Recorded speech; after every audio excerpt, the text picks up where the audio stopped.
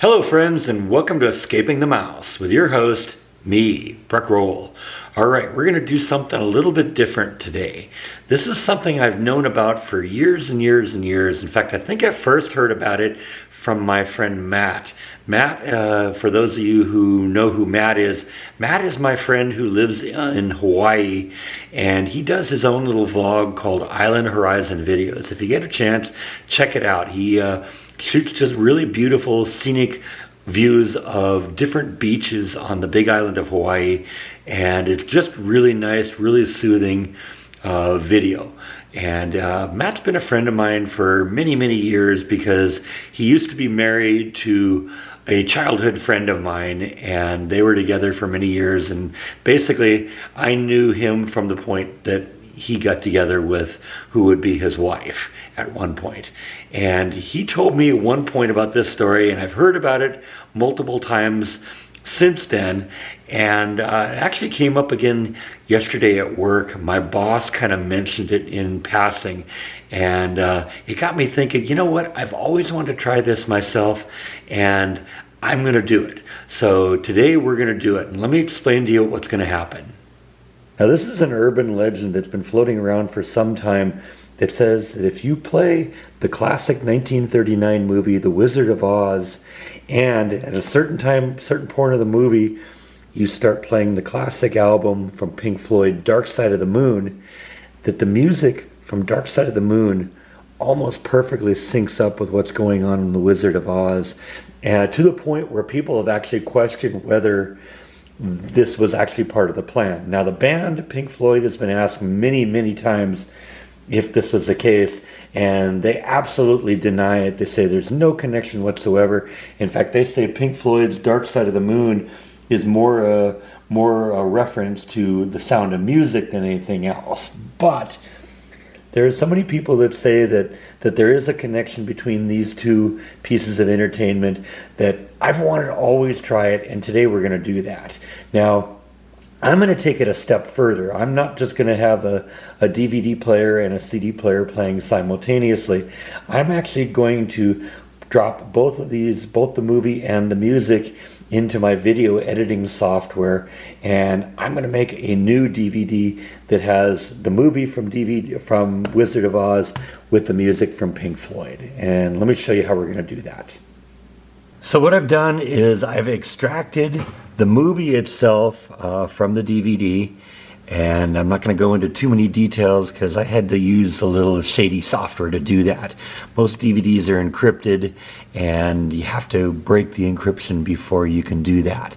But I have software that does that, and I've extracted the movie onto the hard drive here, and I've also extracted the CD of the Pink Floyd album. Now, for some reason, the software I have identified the Pink Floyd album as Obscured by Clouds, which is another Pink Floyd album, but it's Dark Side of the Moon. So I don't know why that happened, but I have loaded both the movie and the music into my video software, and that kind of looks like this. So I have all the video files here, all the audio files here, and basically the story is that if you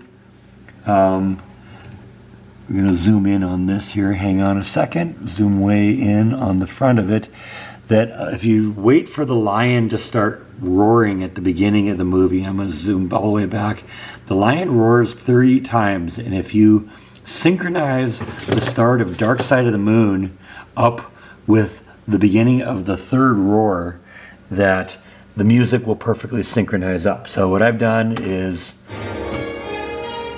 kind of sunk it up. There's the 1st roar, 2nd roar, and the 3rd roar. And at that point, we got the music in here kicking in. Now, what I'm going to do is I'm actually going to turn off the audio from the movie so we only hear just the music from Pink Floyd. And I'm going to render this out. So, not going to hear the roar of the lion anymore, but when we get to the 3rd roar, the album starts to kick in. And if you remember the album Pink Floyd, Dark Side of the Moon, it kind of starts off with a little beat, sounds like a heartbeat. And so what I'm going to do is I'm going to render this movie out into a file. We're going to burn it onto a DVD, and we are going to watch this and see if it actually works. Now, there's copyright issues involved here, so I'm not going to be able to show you a whole bunch about what's going on, because both The Wizard of Oz and Pink Floyd's Dark Side of the Moon are copywritten material, and they are not going to be very receptive to me reproducing their intellectual property. But what I am going to do is, like I said, I'm going to render it out as a file. I'm going to watch the movie. I'm going to burn it out onto DVD. I'm going to watch it, and I'm going to give you a review at the end. Maybe I'll show you some clips at certain points if something stands out as really amazing. All right, some time has passed. I've actually rendered the movie out onto a DVD and watched it, and I'm blown away. It's uncanny how much of a correlation there is between the music and the movie. I actually took some notes because I wanted to be able to remember some of the things I was seeing. It isn't just that the music changed as the movie changed, but as major scenes changed, the songs would change, and even some of the lyrics correlated with what was going on the screen. For instance, at the beginning of the movie, when Dorothy is coming home with Toto and runs into the men who are working on the farm, that music, part of the movie syncs up perfectly with the lyrics on the Pink Floyd album. Goes, run, rabbit, run, dig the hole, forget the sun. When at last the work is done, don't sit down, it's time to dig another one.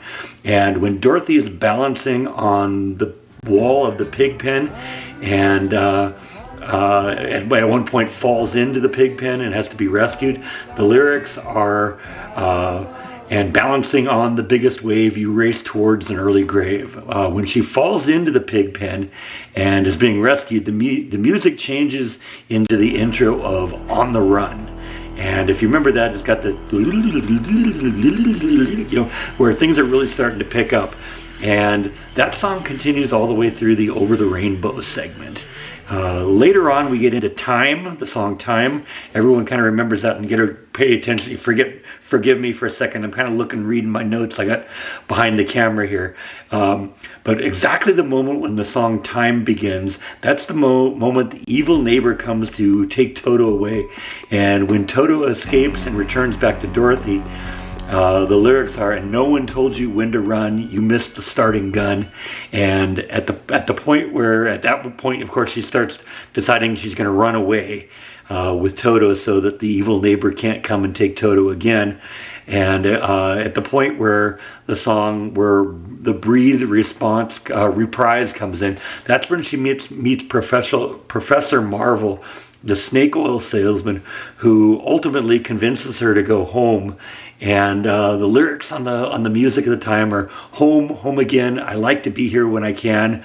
When I come home cold and tired, it's good to warm my bones beside the fire. Now, the next song, if you know Pink Floyd's Dark Side of the Moon album, is The Great Gig in the Sky. And The Great Gig in the Sky exactly lines up where the tornado is starting to brew. She's running out of the trailer of Professor Marvel, running home. The weather's starting to turn. Everything's going crazy. Everyone's going into the storm shelter. She reaches home, can't find anyone.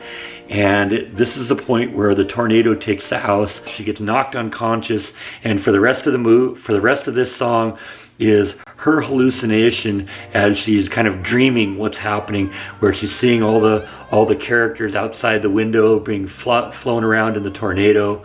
And it continues until the exact moment the house hits the ground in Munchkin Land. And at that point the song ends and it moves on to the point where Dorothy wakes up, or she thinks she wakes up, gets out of bed, she walks to the door, and when she opens the door to discover that she's now over the rainbow, at that exact moment the song Money comes on. And like I said, it's perfect music for that part. It's really kind of upbeat and all that. It's really surprising how much this correlates up. And that scene goes all the way through the point where she meets the Munchkins and Glinda the Good Witch and the whole thing like that.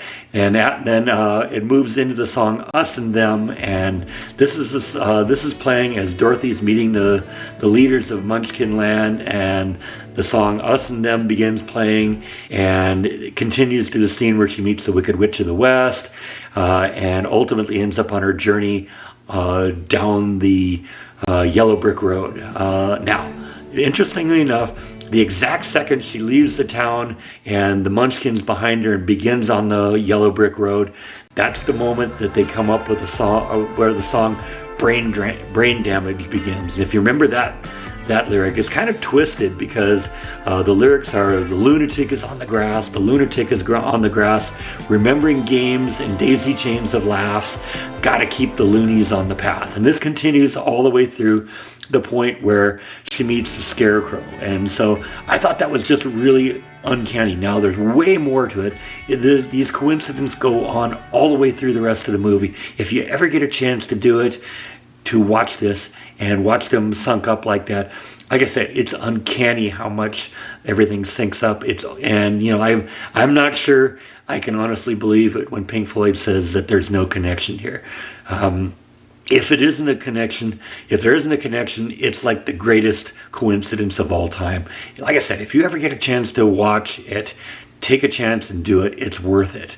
So anyway, I wanted to see what actually happened. It's amazing, and wow, I'm blown away. So I think that's all that I have for this one. Thank you as always for watching, and I'll see you next time on Escaping the Mouse.